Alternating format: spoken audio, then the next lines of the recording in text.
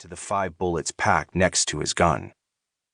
The FAA also told him that changes in air pressure could damage them. He only needs one of them to work. The 5 hollow-point Smith & Wesson Plus P cartridges are designed for maximum stopping power and maximum damage.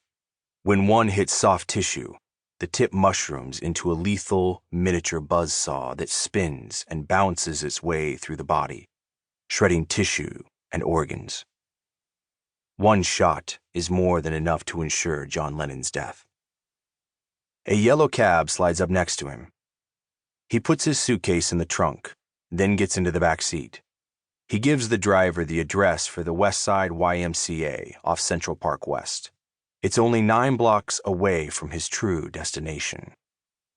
He puts on his best smile and tells the cabbie, "I'm a recording engineer." The taxi pulls away from the curb. "I'm working with John Lennon and Paul McCartney." The cabbie ignores him. He glares at the back of the man's head. "If you only knew what I'm about to do, you would be paying attention to me. You wouldn't be treating me like some nowhere man." Nowhere Man is a song by his favorite group of all time, the Beatles. Well, they used to be his favorite, until they broke up.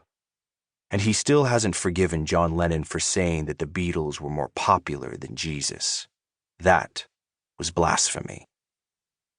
The taxi gets in line with the bumper-to-bumper traffic heading into Manhattan. Everyone is rushing to Rockefeller Center.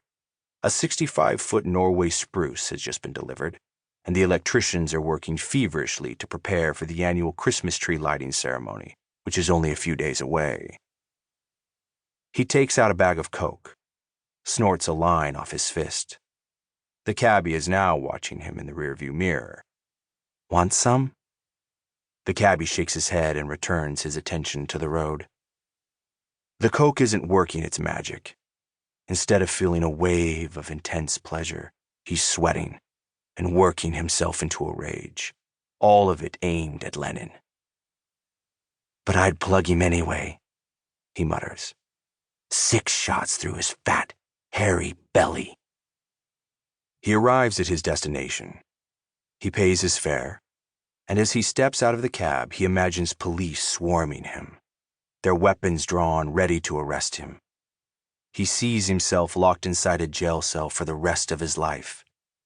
The thought brings him comfort, peace. He turns back to the driver. "I'm Mark Chapman.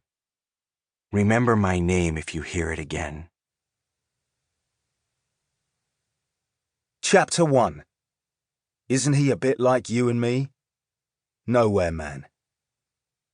"You'll like John," Paul McCartney's friend Ivan Vaughan says. "He's a great fellow." Paul knows John Lennon, but only by sight, really. John is older, almost 17, and the two have never spoken, even though they ride the same Allerton to Walton bus to school. Today, John's singing with his band, the Quarrymen, at the St. Peter's Church Fete, and 15-year-old Paul and Ivy have bicycled over to check them out. Well, Ivy's interested. Paul wants to check out the girls. It's Saturday, July 6, 1957, and already hot when the Quarrymen take the outside stage. John's wearing a shorty, a knee-length coat over a checkered red and white shirt and black drainpipe jeans. He starts to cover the Del Vikings doo-wop tune, "Come Go With Me." Paul has heard the American song only a handful of times, on the Decca Record Show, on Radio Luxembourg, and playing in one of the record shop booths. Paul half listens and goes back to scouting the crowd. He's thinking about which girl to approach first when he hears John change the lyrics without skipping a beat. Paul knows a lot about the guitar, and he can't figure out what style John is playing as he breaks into a rockabilly cover of Gene Vincent's Bebop-A-Lula. John dominates the stage, owns it. Which isn't much of a surprise. Everyone knows John Lennon is cocky and confident, and a local Ted, or Teddy boy.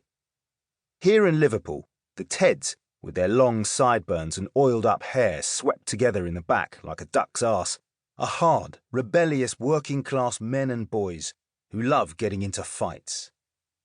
Paul follows Ivy inside.